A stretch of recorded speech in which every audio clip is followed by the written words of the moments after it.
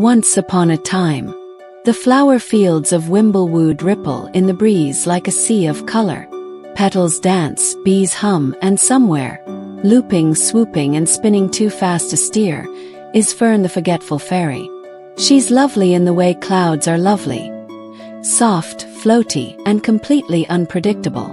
Wand, wand, where did I, oh crumbs? She's halfway through a spell to encourage the daisies to sing when she realizes her wand isn't in her satchel, or her hair, or her boot. She's checked there twice. The spell fizzles, leaving one daisy gently whistling and 3 others looking insulted. Oh no, Fern whispers, upside down now, tangled in a dandelion puff. Every day begins like this. Hiccup, flutter, a memory misplaced. Last week she wore her wings backward for a whole afternoon. Yesterday she put her socks on over her shoes and then wondered why her toes were so echoey. But Fern isn't bothered.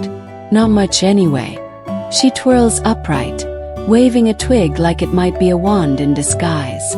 You'll do. She flies sideways into a petal curtain and somehow ends up near the bumblebee ballet, scheduled for precisely now. Oops, she murmurs. Hope they don't mind a little jazz flair. Boiler, they mind. But that's Fern. Chaotic, sweet, possibly allergic to straight lines. The kind of fairy who forgets things most days, but never forgets to smile, even upside down. And somewhere in the sky above Whimblewood, clouds whisper among themselves. Fern's out again. Below, every mushroom holds its breath. Something unforgettable is about to happen, even if Fern, forgets it. The Bumblebee Ballet is a dignified event. At least it's supposed to be. Each spring, the bees perform a synchronized pollination dance, a graceful zigzag through tulips, roses, and hyacinths, while the fairies play flute chimes and toss sparkled pollen for extra flair. There are rehearsals. There are seating charts. There are snacks shaped like petals. Fern was not assigned a part this year. For reasons. So naturally, she crash lands smack in the middle of a pirouetting trio, trailing dandelion fuzz and holding what is definitely not a wand. Oh, hurry. Just pretend I'm part of the show. She chirps, twirling once, then twice, then accidentally flicking her twig like a baton. Bonks a bee mid-dip. Chaos pollen. Buzzy dancers scatter like popcorn, spiraling through the sky.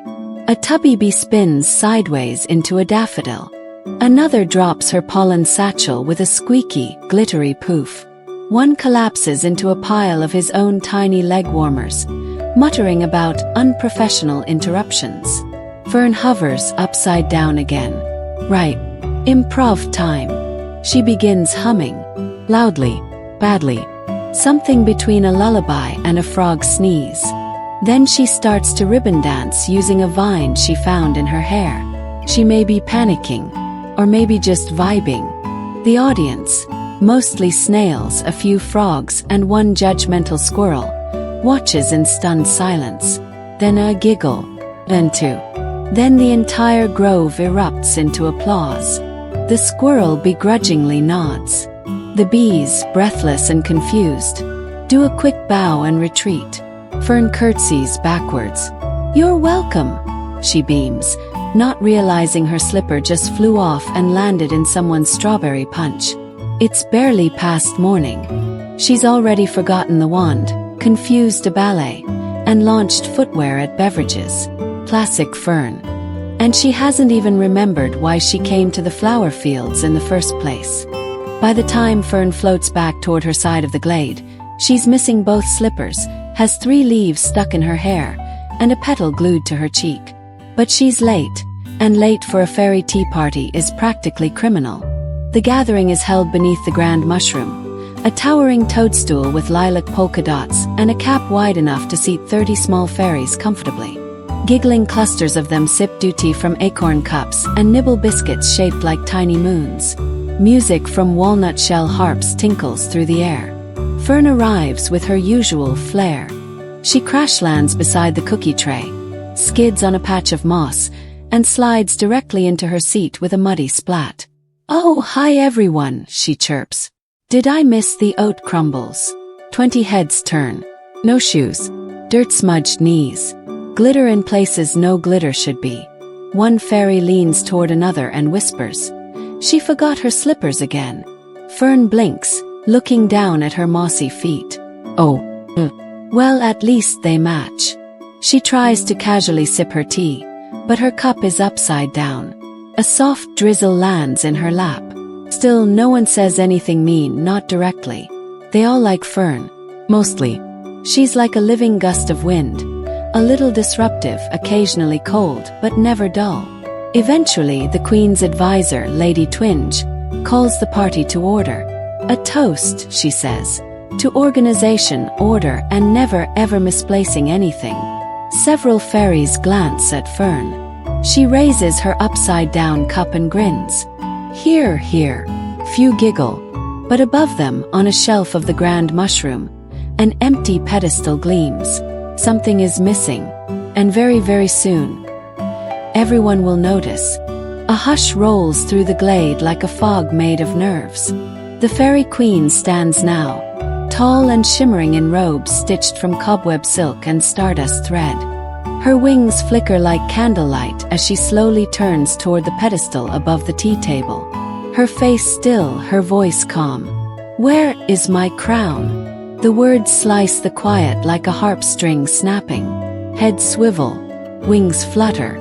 Several fairies gasp audibly. One drops her biscuit into her tea. It floats, forgotten, like a tiny edible boat of dread. Fern, mid-sip, accidentally inhales a chamomile crumb and coughs violently. "Crown," she squeaks, eyes wide. The Queen's crown is no ordinary accessory. It's a glowing diadem of sunbeams, dew gems, and a single phoenix feather woven through the band. It hovers, usually, just above the Queen's head, twinkling like a second sunrise. It has not ever been misplaced. Till now. "Search the glade," Lady Twinge orders, already frowning in Fern's direction. Nobody leaves until it's found. Several fairies flutter into motion, checking under napkins and behind tea kettles. One pulls open the biscuit tin suspiciously, as though the crown might be hiding in the jam tarts. "Surely it's just under something," Fern offers weakly, peering beneath the doily on her lap. Queen says nothing. Her expression is unreadable, but her gaze drifts briefly, uncomfortably, toward Fern's mossy feet. Whispers bloom like wildflowers around the tea party. "She was late. She's always losing things. Remember when she tried to use a dandelion as a spoon?" Fern shrinks slightly, wings drooping. She didn't take the crown. She thinks she didn't. But with her track record, even she's not completely sure. The search continues, but all eyes keep drifting back to Fern. She feels them like tiny pinches behind her ears. Those glances that last a beat too long. Those murmurs just soft enough to sting. She probably thought it was a salad bowl. She once forgot her own name for half a day. Remember the time she put her wand in a soup and called it magical broth? Fern tries to smile. She picks at a buttercup tart and stares into its lemony middle like it might hold answers. She didn't take the crown. She knows that. Mostly. But the thing about being forgetful is that it steals your certainty. You begin to doubt even your own memories. She squints toward the empty pedestal. Did she bump it earlier? Move something?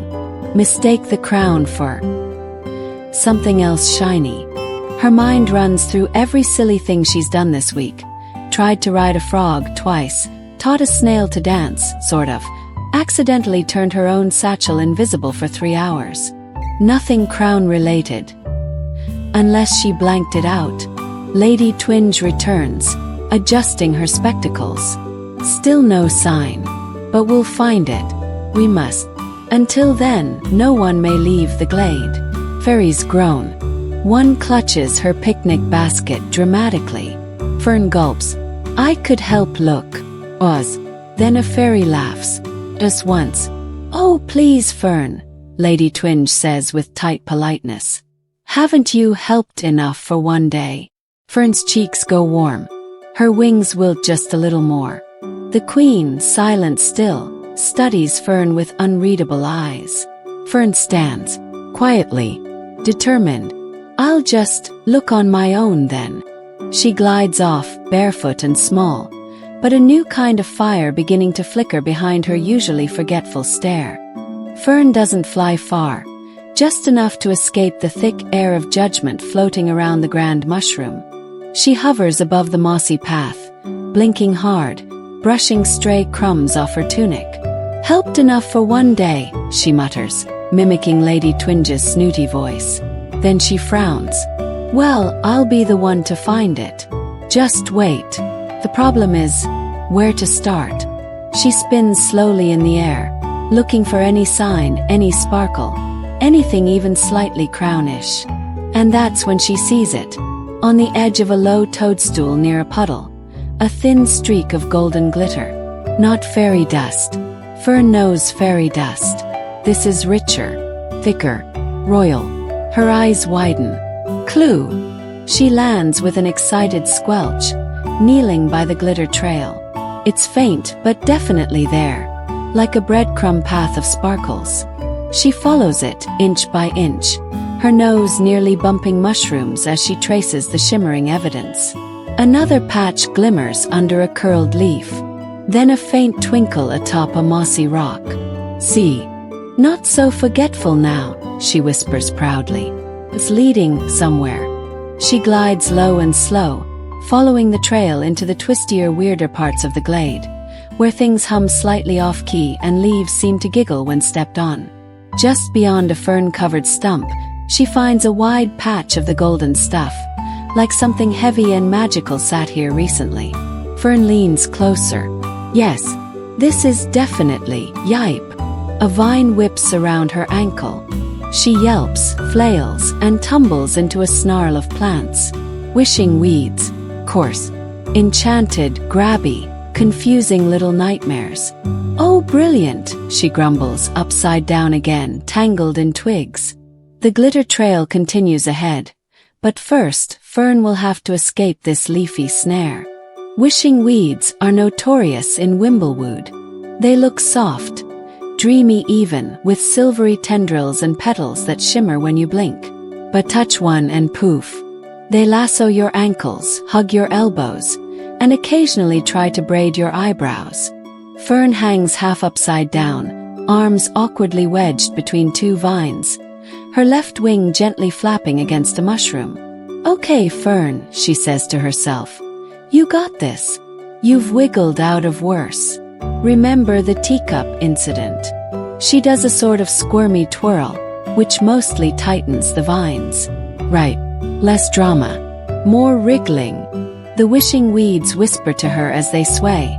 Sneaky little voices, soft and floaty. Wish for slippers. Wish for biscuits. Wish for a nap. Fern blinks. Her head grows fuzzy. She does wish for slippers. And also for biscuits. A biscuit nap, maybe. But no. Focus. I wish, she whispers firmly, to find that crown. The weeds pause. One vine uncurls slightly. Fern seizes the moment, twists, flips and flaps hard.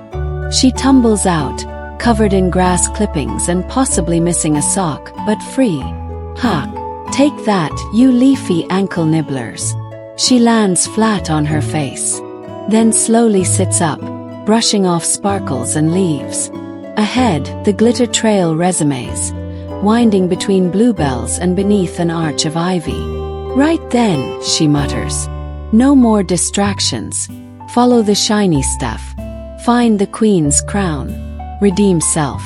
Maybe find slippers on the way. She limps forward, wings buzzing with determination. But just past the ivy arch, a deep voice creaks out from the shadows. Who disturbs my nap-nap in the no-walk zone? Fern freezes. There, at the base of a massive tree, a pair of eyes open. Mossy, wrinkled, slightly offended. Talking tree. Great. Just what she needed. Fern perches on a crooked branch, her legs swinging idly as she stares at the map she's drawn on a wrinkled dandelion petal.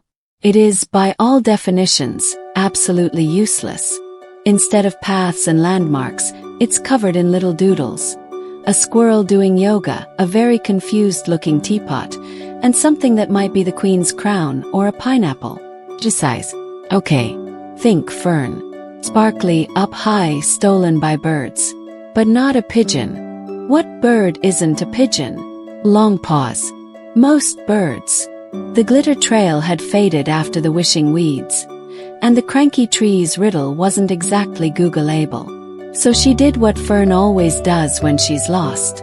She drew a feeling map.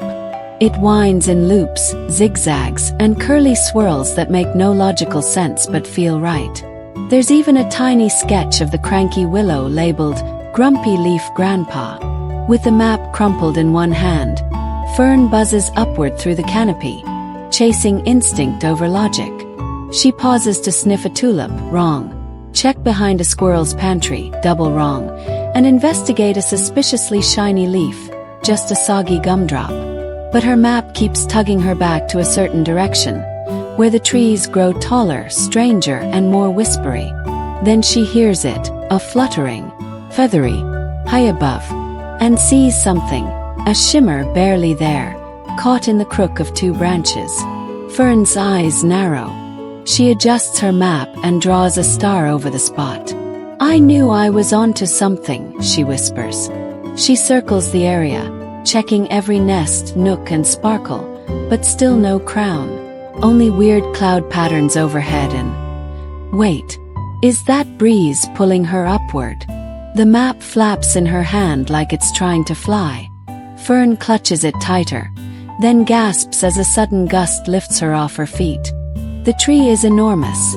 Ancient bark, twisty knots, and moss growing in deliberate patterns like leafy eyebrows. It blinks slowly, like waking from a 100-year nap, and lets out a long, creaky sigh. I just settled in for a good snooze, it grumbles. Root to crown, I was cozy.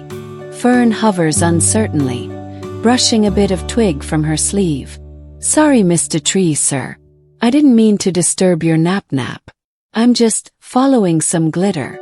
Possibly royal glitter. Could be crown related. The tree tilts its leafy head, amused. Crown, eh?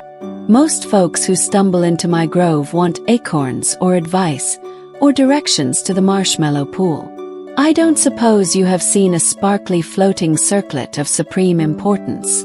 The tree yawns, its trunk creaking like an old door. Seen lots of sparkly things. Birds love sparkly things. Squirrels too. That glimmery stuff doesn't stay in one spot long. Fern leans forward eagerly. So you have seen it. Maybe, says the tree with infuriating slowness.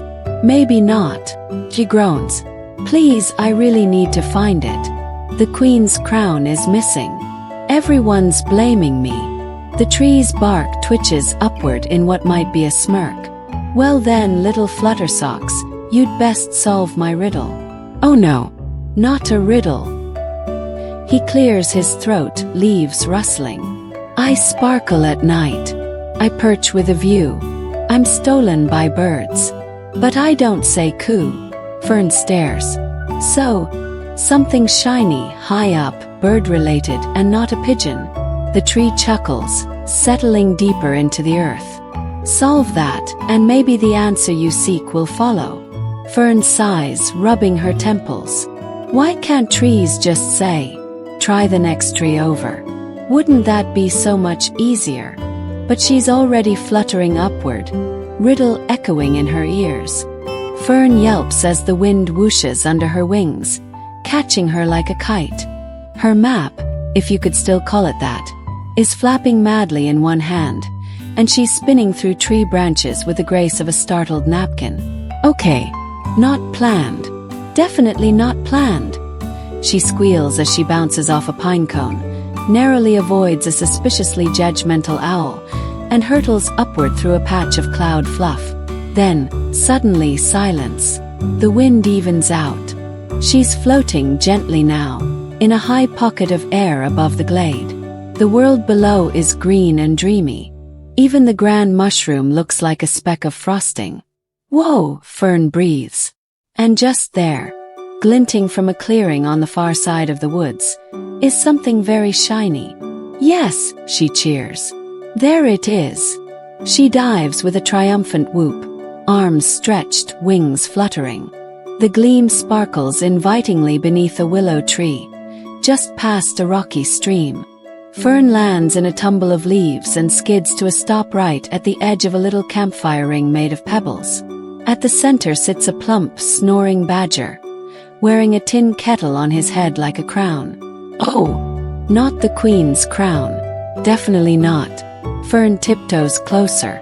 Kettle is shiny, sure, but it's also dented, smells faintly of turnip soup, and has a daisy wedged in the spout. "Excuse me, Mr. Badger," she whispers. "Could you maybe take that off for a second?"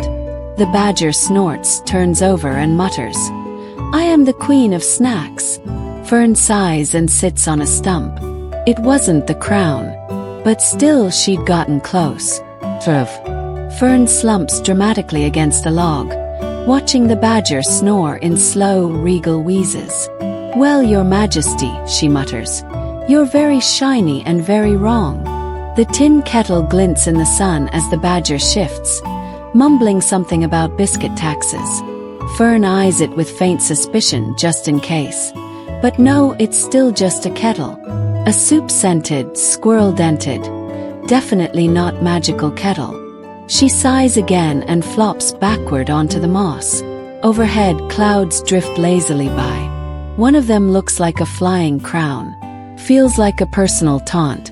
"What was I thinking?" she murmurs. Wind carries me off, I see a sparkle and my brain just goes, "Crown!" Like a squirrel spotting a cookie. She pulls out her wrinkled map again.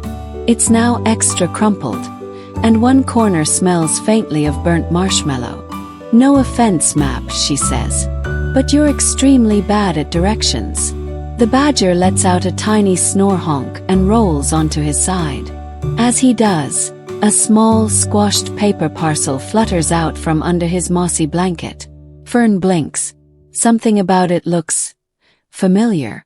She picks it up, peels it open. It's a sandwich. Two soggy slices of bread, a leaf of lettuce, and, oddly, one glittering golden sunflower seed stuck in the middle. Fern's eyebrows lift. She sniffs the seed. Not food. Not really fairy dust. But magical, definitely. She recognizes the shimmer. It's the same as the trail she followed earlier. "Where'd you come from?" she whispers to the sandwich. The badger snorts again. "Leftovers from the shiny bird," he mumbles, half asleep. Fern's eyes go wide.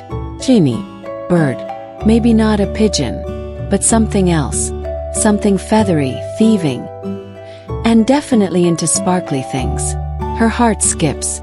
She tucks the seed in her pouch. The trail isn't cold yet. Fern perches on a smooth stone by the stream, the glittering sunflower seed balanced in her palm. "Shiny bird," she whispers.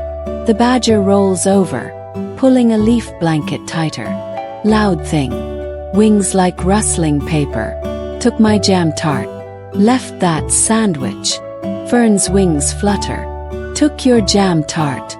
Bird stealing food and shiny things. That's suspicious behavior. She tucks the sandwich back under the blanket. Somehow it feels rude to throw it out, and darts upstream, eyes peeled for more glimmers, feathers, or rogue flying thieves. Soon she spots them, little dots of golden shimmer clinging to tree bark. Not quite glitter, more like crown dust, like magic residue. She follows them one by one, until she reaches a quiet clearing bathed in dappled sunlight. And there, floating like earthbound stars, are fireflies. Dozens, maybe hundreds. They flicker gently in rhythm, lighting up the ferns, the air, and a patch of moss shaped suspiciously like a crown outline. Fern lands softly and whispers, "Excuse me, sparkly bugs. Have you seen something golden and important being carried by a bird with questionable manners?" The fireflies pause mid-flicker. Then slowly a few drift toward her. They bob gently, forming a glowing arrow in the air. One firefly zips in close and zaps Fern lightly on the nose. Eep. Okay. Lead the way. The arrow begins to move, weaving through the grove like a trail of blinking breadcrumbs. Fern follows, careful not to outpace them. Behind her the air settles, peaceful, almost sleepy. Ahead, the light bugs flicker brighter, guiding her toward a tangled grove of old oaks. There, nestled among twisted roots, lies something unexpected. A neat line of golden acorns, each one sparkling faintly. Fern gasped. Another trail, and it's leading somewhere deeper, older, exactly where Fern needs to go. The golden acorns glint like miniature lanterns, forming a winding path into the tangled heart of the grove. Fern tiptoes after them, her wings brushing low branches, her breath held tight. The deeper she goes, the quieter it gets. No frogs chirping, no bees buzzing, not even a judgmental squirrel peeking out from a branch. It's the kind of quiet that hums. She crouches by the first acorn, nudging it gently. It's real, solid, smooth, and just barely warm to the touch. Definitely not natural. Too perfect, she murmurs. Too shiny. This has bird vibes. She thinks back to the badger. Wings like rustling paper. And the trees riddle. I sparkle at night. Stolen by birds. It's all lining up. Well, sort of. In a swirly, fern-shaped way. A few feet ahead, the trail twists around a large stump and splits. One path leads into a hollow log. The other veers toward a spindly tower of sticks and acorn caps woven into the crook of a birch tree. And perched near the top of that wobbly thing, a squirrel, wearing a monocle. Oh, Fern says, stopping mid-step. Well, that's new. The squirrel looks down at her. Password. I what? You're at the Tower of Nut Ledge. We require a password. Fern blinks. Acorn toast. The squirrel squints, considering.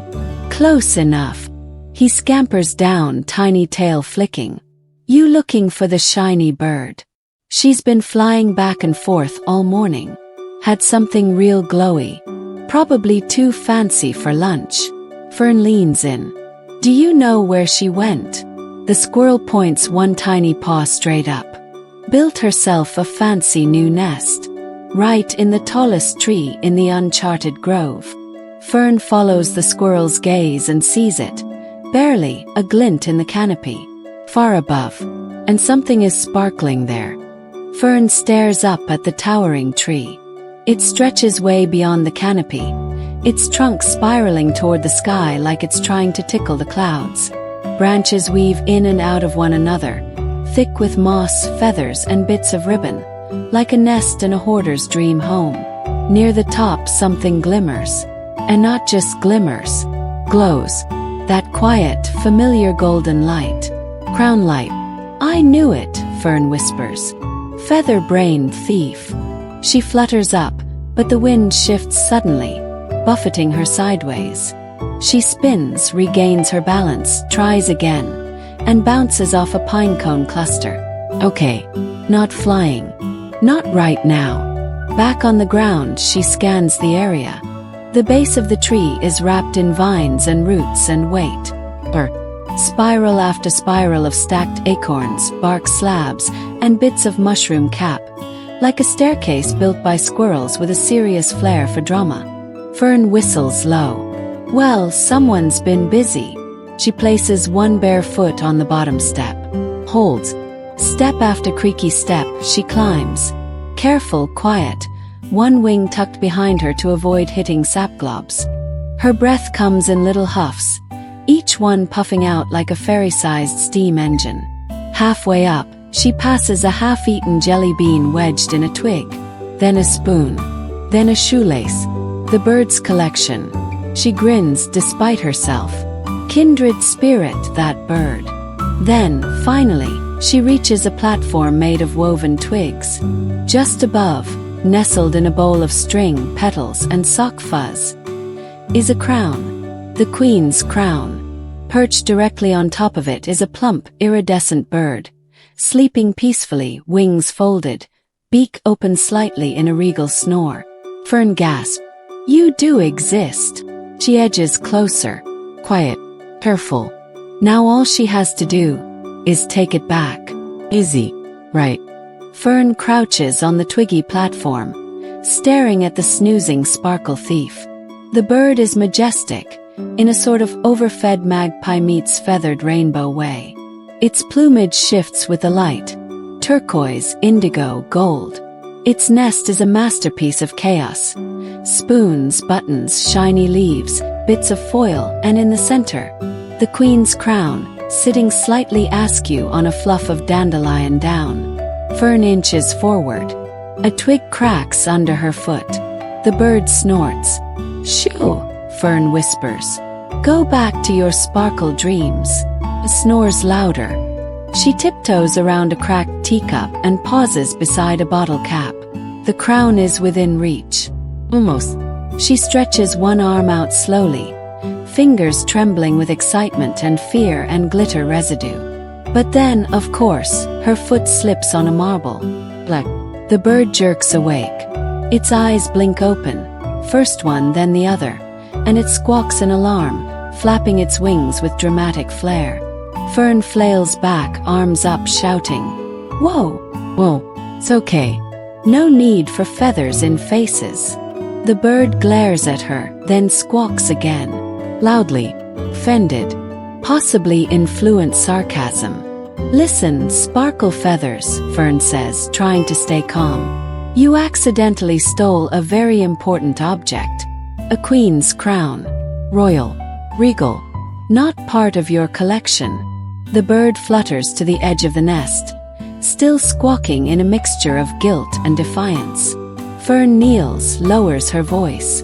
You didn't mean to steal it. You just saw something shiny. Get it?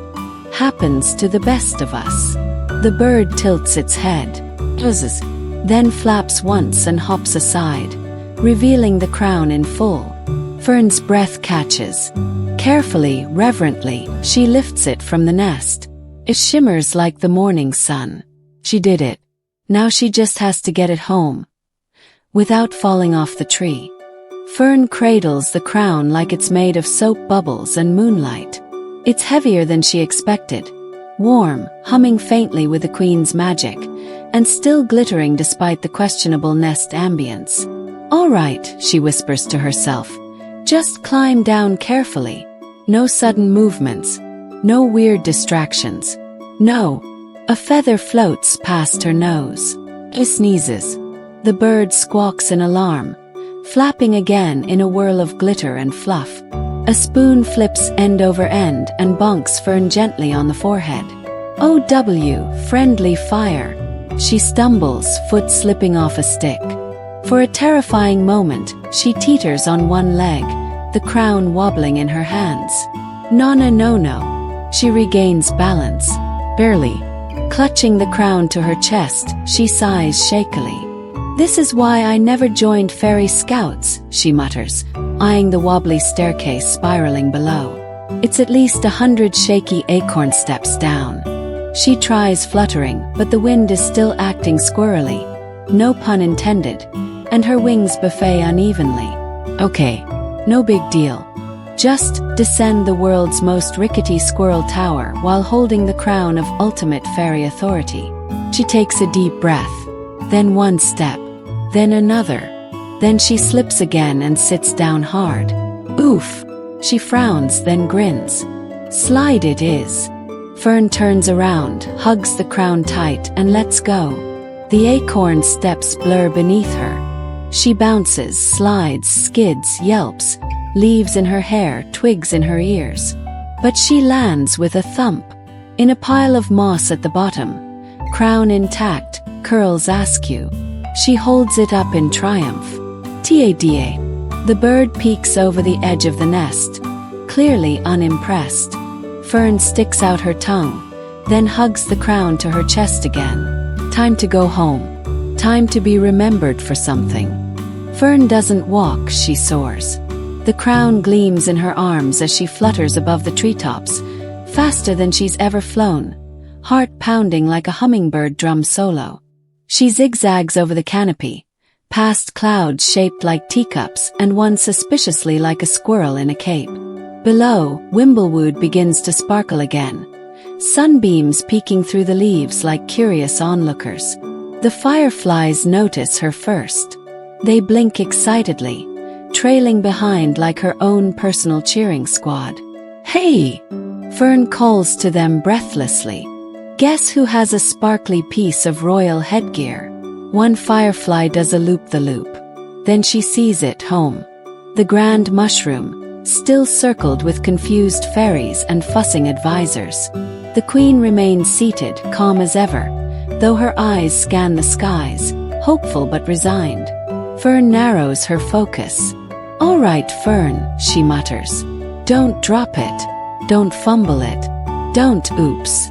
She hits a gust of air sideways and spins out, nearly flinging the crown into a beehive.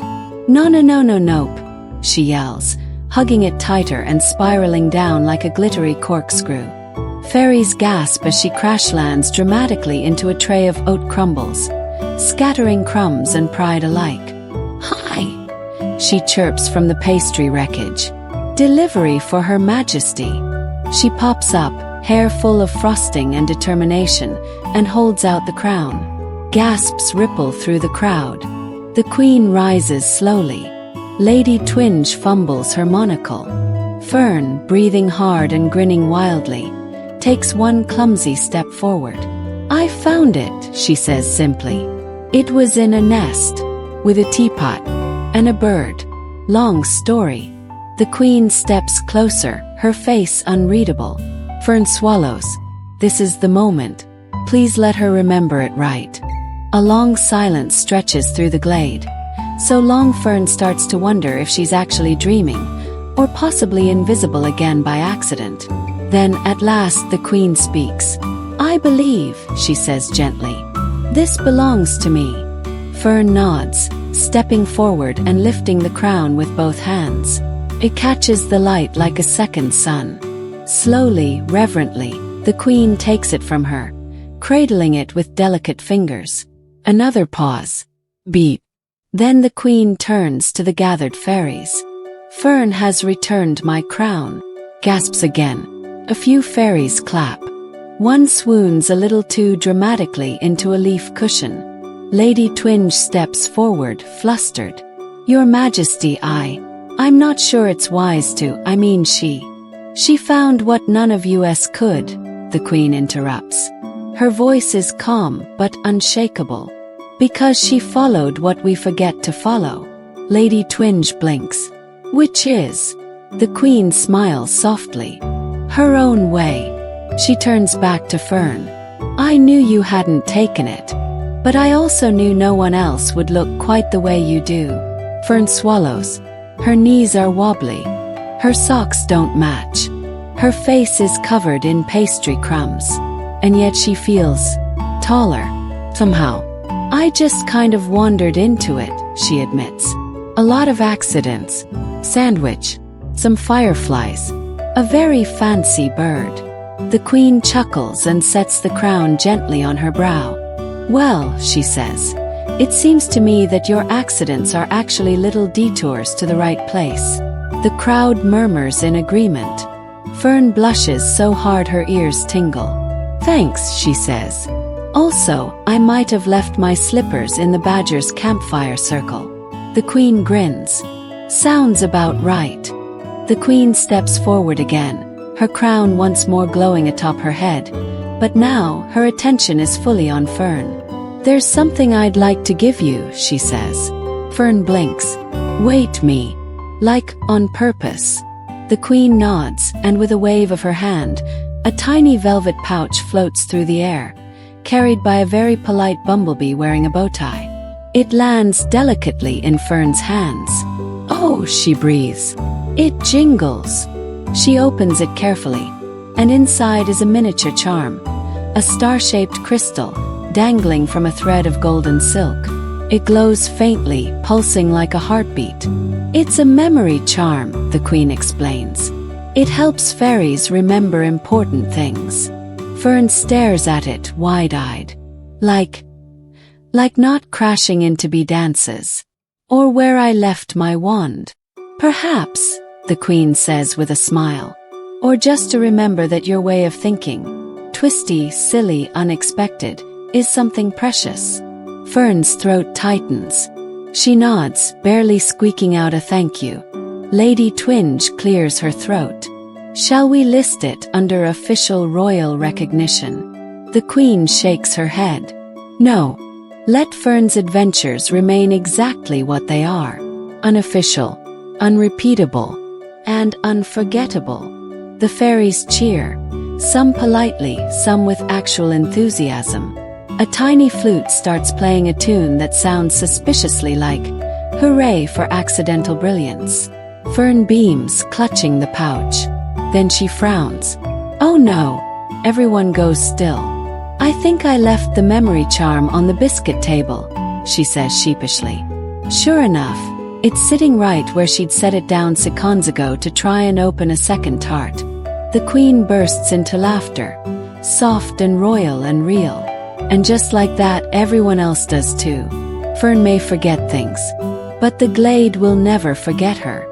The tea party resumes in a flurry of glitter, music, and mushroom-based appetizers. But this time, something's different. Fern isn't hovering on the sidelines or tangled in napkins. She's in the center, laughing as 3 fireflies braid her hair, badly, showing off the scratch she got from sliding down a squirrel-built tower, and demonstrating how not to fly near badger kettles. She tells the story in wild loops, gesturing with crumbs, miming bird squawks, accidentally launching a biscuit into Lady Twinge's teacup. Everyone listens. Everyone laughs. Even Lady Twinge. Fern's wings are crooked. Her socks still don't match. But for once, no one minds. Because somehow, her forgetfulness led to something wonderful. The queen joins her briefly, offering a second tart and a wink. You'll probably forget this moment. Fern nods. Yup, probably already have. But maybe, the queen adds gently, you'll remember how it felt. Fern smiles. That night, long after the party fades and moonlight washes the glade in soft silver, Fern flutters home with a memory charm tucked safely in her satchel. This time triple-tied to a shoelace and stuffed inside a teacup for safe-ish keeping. She sighs, curls up on her petal pillow, and stares at the stars above her mushroom roof. She's exhausted. Much. Still missing a slipper. And absolutely perfect. Because sometimes, forgetting where you're going is exactly how you get where you need to be. And sometimes, being different isn't a flaw. It's the very thing that saves the day. Fern yawns, tugs a leaf blanket to her chin and murmurs, next time I lose something, I'm asking the bird first. Then she's asleep. Wand still missing. Heart full. And now the glade grows still. The flower fields hush their songs, and even the bees drift slowly to sleep, their tiny legs dusted with dreams. The grand mushroom glows dimly under the stars, a warm, sleepy light wrapping the fairies in soft, spongy comfort. Fireflies blink slower. Crickets sing a lullaby with fewer notes. Somewhere, a badger mutters something about biscuits and turns over in his moss. And Fern. She dreams in colors.